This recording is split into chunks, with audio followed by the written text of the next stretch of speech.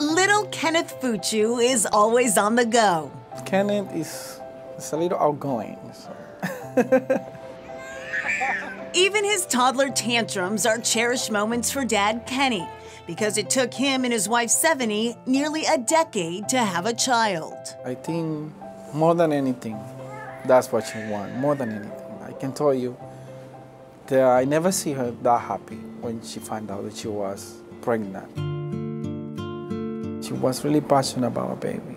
She was really passionate about that. And when she got it, she passed away.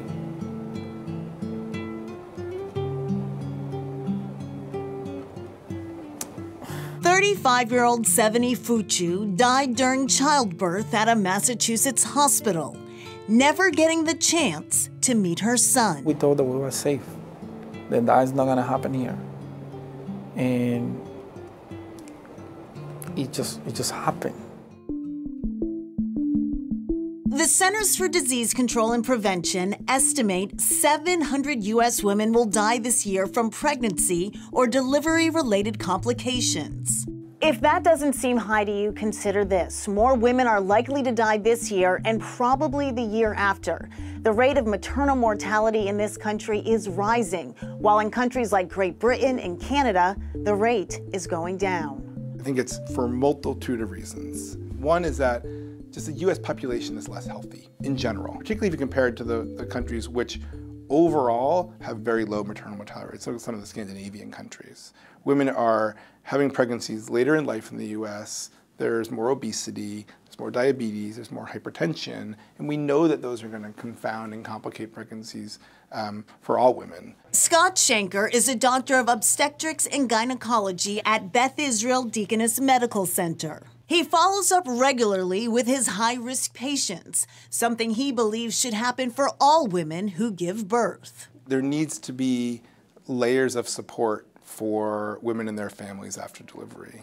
Relying on one doctor's visit or one midwifery visit 6 weeks postpartum to talk about, symptoms of postpartum depression or baby blues or whatever you want to call it, and their birth control plan isn't adequate. Yet those first 6 weeks are when women are most at risk for complications.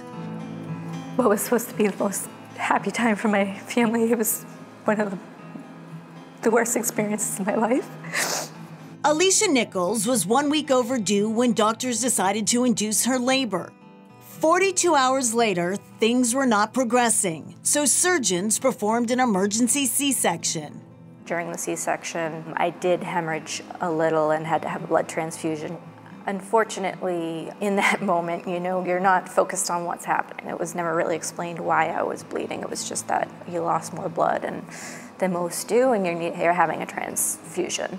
It was a difficult delivery that ended happily with a healthy baby girl. Nichols was discharged 4 days later. At the 4-week mark, it was early morning, I stood up and had a large passage of a blood clot and a significant amount of blood. Doctors said it was typical post-birth bleeding and sent Nichols home. A few weeks later, she was back at the hospital. I got off the elevator and I began to hemorrhage.